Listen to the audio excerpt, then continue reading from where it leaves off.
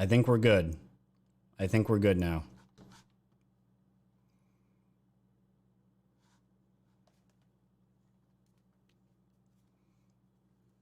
Okay. Everything good?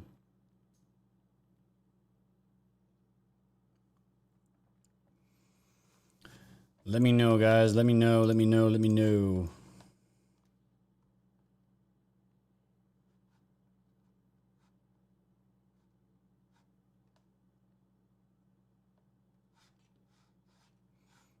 All right. I think it's working now. I think it's working.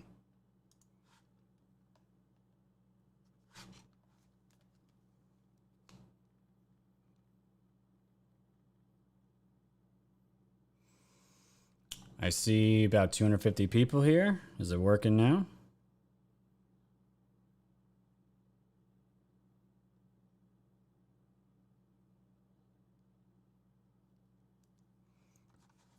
Okay. All right, guys. Yeah, we'll have to see what's going on here. It don't matter. All right, so what I was talking about, Chrissy Teigen. Yeah, if my brother... Okay, yes, we're good. We're going to jump right back into this. So if you guys didn't see, I'm going to just X out of the YouTube chat there because it's not working. So if you guys didn't see, Chrissy Teigen, she was freaking out. She had a complete meltdown on Twitter, and for obvious reason. If you guys didn't know today, she deleted, I think it was almost 60,000 tweets, and Chrissy Teigen was one of the ones that was, I think she's on the one of the black books for the Lolita Express, but she had an absolute meltdown, and we're going to see it here. This is from the Daily Mail, and this is exactly why the Ghislaine Maxwell arrest is so huge. It says, she said, "I'm worried for my family." Chrissy Teigen hits breaking point on Twitter over wild conspiracy theories, linking her to Jeffrey Epstein as she deletes 60,000 tweets. And she says Chrissy Teigen has admitted that she's worried for her family after receiving vile attacks on Twitter from conspiracy theorists who have been bizarrely linking the model to convicted pedophile Jeffrey Epstein since last October. For the past week, the 34-year-old mother of two has been publicly fighting off renewed Twitter trolling, including wild accusations that she once traveled on Epstein's plane and that she had been part of his pedo ring. However, on Tuesday, Chrissy appeared to hit the breaking point as she responded to a claim by podcast host Chrissy Marr that she recently deleted her own incriminating tweets, revealing that she is now fearing for her family as a result of the attacks. She said, "I actually deleted 60,000 tweets because I cannot effing stand you idiots anymore and I'm worried for my family." Chrissy's expletive-filled rant began, finding me talking about toddlers and tiaras in 2013 and thinking you're some sort of effing operative. The supermodel had directly responded to Chrissy Mayer, who provided statistics claiming to show that Chrissy had been deleting thousands of old tweets from her account, suggesting that she had something to hide. Now, I've gone back and deleted tweets before, but 60,000 tweets, guys? 60,000 tweets. What does that mean? I don't even know how you go and delete 60,000 tweets. How do you do that? I don't even know how you actually do that. But look at this. This is from Chrissy Mayer, and she actually screenshotted the actual information here of the deleted tweets. And what she found was like 24,000 something tweets, and it was actually more. And Chrissy Marr said, "Some celebrities have been very busy since Ghislaine Maxwell was arrested. Chrissy Teigen, why did you delete over 28,000 tweets yesterday?" Chrissy Teigen was on the Epstein flight log, so there you go. Tommy G and Sam Tripoli, do you see this? And as you go down here, this is her responding. And she says, "When pedo Ghislaine sings like a canary if she doesn't die, and we have nothing to do with this, I know for a fact it won't go away. They'll just think of another excuse. It's extremely disheartening. I don't know how to stop this. I don't think anyone quite gets it." And she's right, because even if that did happen, she would still get held because she was on the list. If you're not, and I keep telling people, not everybody that was on this list in Epstein's black book did bad things. We can't just assume that. We can assume most of them did, though, because why else are you associated with this man at all? But it says here in the article, the renewed trolling comes following the arrest of Epstein's former girlfriend and accomplice Ghislaine Maxwell. And when it says, when that failed to shut down, she tweeted, "It's honestly a miracle. I haven't blown myself up." And this is Teigen talking. In another tweet, Chrissy slammed the conspiracy theorists who refuse to accept that there's no truth in their allegations. Now, I'm going to pull up a video here, and I want to thank TikTok, my boy TikTok for getting this video for me before the show, because I want to get this video up here. Public place, you did it. I want to get this video up here because it shows how deep and how sick these people really are. This is a video here, guys, and her husband's John Legend. And this was an interview at some Hollywood event back in the day. And the question asked is, what was the best place you had sex publicly, or the worst? And you have to look at Tegan's answer, and then you see John Legend's face just absolutely crumbles. Watch this video. Public place, you did it. Is this the best or the worst? What are you doing? The best. Okay, the best. Probably the Obama thing. John, what's the... Probably the Obama thing. Now, I had read an article. Let me see. I might have it up here now. Let me take a look. I might have it. Yes, I do. If you guys don't remember, this is from 2013. And when Obama had won the presidency, he threw a huge party at the White House. Huge party. And it says, U.S. Weekly reports that after a whirlwind inauguration day for the President and First Lady Michelle Obama, the couple hosted a soiree at the White House into the wee hours of the morning. A source tells the magazine of the celeb-filled shindig, the party went on until 2 a.m. So would it surprise you that John here was pissed off the entire time because Chrissy Teigen just blew up that they were possibly having orgies in the White House with the Obamas? Knowing what Obama's connected to, knowing how deep he goes, what he's connected to, who he's connected to. And Chrissy Teigen wonders why so many people are going after her right now, and now she's feeling the heat. All these people, man, I hope they just go away somewhere. I want to say certain things right now that'll get this channel shut down, but I can't. But the whole entire point of bringing this up is there's good news. There is good news. Because it's not just in America that stuff's happening with child sex trafficking and human trafficking. This was a story that I sat on for a couple of days because I didn't know if it was clickbait, but this is a real thing. This is out of Germany, and Germany uncovers major pedophile ring with 30,000 members. And German authorities have uncovered a major pedophile ring made up of a network of at least 30,000 child sex offenders, according to reports. Officials from the North Rhine-Westphalia cybercrime unit revealed the unprecedented extent of the child abuse ring after a 9-month cybercrime investigation. Police found adults who were sharing child porn and exchanging advice on how to drug and do terrible things to young children and babies. It's just sickening. And the judge says, I hadn't reckoned with the extent of child abuse on the internet. Oh shit, man, come on. Said State Justice Minister Peter Beisenbach. They get instructions from other users on what sedatives one should give children in order to abuse them, and it's just terrible. And a discussion ensues on which children can be abused, and it gets much deeper than that. Nothing else that I want to dive into deep. But even another story here, talking about in the UK, prosecutors nail migrant slavery ring with over 400 victims. There is still modern day slavery happening today, guys, and it's happening all over the world, and it's happening to children as well, even more. And this was out of London. Prosecutors say more than 400 victims were forced to work for minuscule wages while their masters earned some £2 million and lived a luxurious lifestyle. The group preyed on the homeless, former convicts, and alcoholics in Poland and lured them to Britain with false promises of well-paid work. Some ended up being paid less than $1 for a day's work. The ring was broken up by a 3-year police investigation. 5 men and 3 women originally from Poland have been convicted of modern-day slavery offenses and money laundering. Reporting and restrictions were lifted Friday, allowing details to be published. And this is why I want everyone to just stay positive as much as possible. And I know it's hard with everything going on nowadays. You literally can't sit here and say that nothing is happening, nothing is going on right now. There are pedophiles and sex trafficking rings and money laundering rings. All this stuff is coming down now. And I don't remember ever a time, guys, even before Trump, any big stories like this ever coming out and hitting the news cycle, and there's always a common theme, and it's people that are abusing children. And we know what Q has said that's going to be the red pill that everyone's going to be able to get behind. There is no justification for any kind of child abuse in any way. There is none. So What's going to happen when really everyone's realizing that everyone on Epstein's list, the Lolita Express, past presidents, princes, princesses, whatever, are all involved in the same thing, and that's child abuse and even worse things to children. You can't say nothing is happening. You just can't, because it's not true at all. And one quick story before I want to wrap this all up today. Going to transition over here to the NBA. I wanted you guys to see this because this made me so angry. If you guys don't know everything going on with Hong Kong is literally trying to.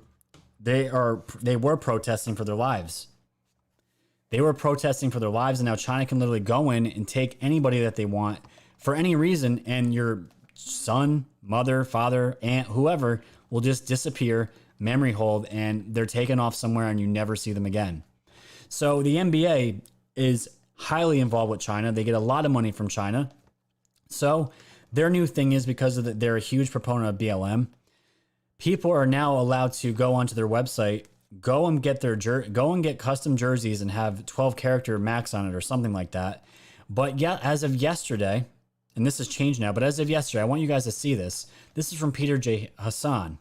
Just tested this myself, and it's true. You can't put Free America or Free Canada or Free Mexico or Free Taiwan, but not Free Hong Kong. You can put anything else on there, but Free Hong Kong was not allowed to be typed onto a jersey. And here's the video from Clay Travis here doing it.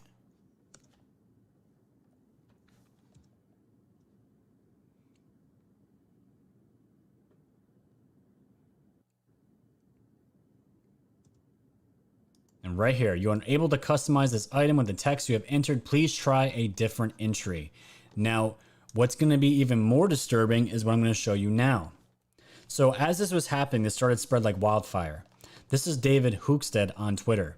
I'm on the phone with the NBA store right now. Sales rep says I can't buy a Free Hong Kong jersey, but I can buy a Kill Cops jersey if I want one. Listen to this. This is an actual video of this person talking to a sales rep at the NBA having this conversation. So just to be clear, I could not get a jersey that said Free Hong Kong, but I can get one that says Kill Cops on the back of it. Yes, sir, you can get that one. Okay. All right. That's very interesting. She literally said, yes, if you want to get Kill Cops jersey, if you want to get that written on your jersey, we can sell that to you. But you can't have a Free Hong Kong shirt. This has got to be one of the worst PR nightmares I've ever seen with any kind of sports league at all. And the best part about it was it got so bad that the NBA actually changed it. And I can't wait to see the fallout from this, because all the social justice warriors in the NBA talking about equality and LeBron James talking about BLM and all this other shit. But when it comes to people over in China, that they gladly take their money. They gladly take their money. They were all quiet with Hong Kong and they had no comment on it. And just tells me that the money from China speaks louder than their actual virtues. And here we are from the Daily Caller. The NBA will now let fans buy custom Free Hong Kong jerseys. And they got so much heat from it. And here's the tweet, the thread I just showed you guys. They got so much heat that they allow this to change. And as of Tuesday morning, customers can now get a Free Hong Kong jersey if they want one. A statement given to me on behalf of Fanatics, which operates the NBA shop, reads, the phrase was inadvertently prohibited on all of our league online store sites and has now been fixed. So they're just saying, oh, it was a problem with their site. And that's all it was. We fixed it. Which we all know is a complete lie. Fans who wish to customize it so long as the text meets the 12-character limit are able to do so, which I don't believe for a single second that it was inadvertently prohibited. I'm glad to see that policy was changed. And I can't wait to see how China reacts to Free Hong Kong shirts now that the NBA, because I'm sure they're going to be hearing it now. And I can't wait to sit back and watch the fire burn. I can't wait. The NBA, as far to me, is they're dead to me. They're dead to me, but what can you do? So the last thing that I want to just wrap up, guys, I want to wrap up with this amazing story. It's not even a story. It was a letter written by an ex-New York Times reporter, an editorial op-ed guy, or one, I'm not sure, Barry Weiss. He left the New York Times and he wrote a scathing letter about the New York Times. And I want to end the show with this. I want to read some of this because it's so good. He goes into what the New York Times has become. So let's start here.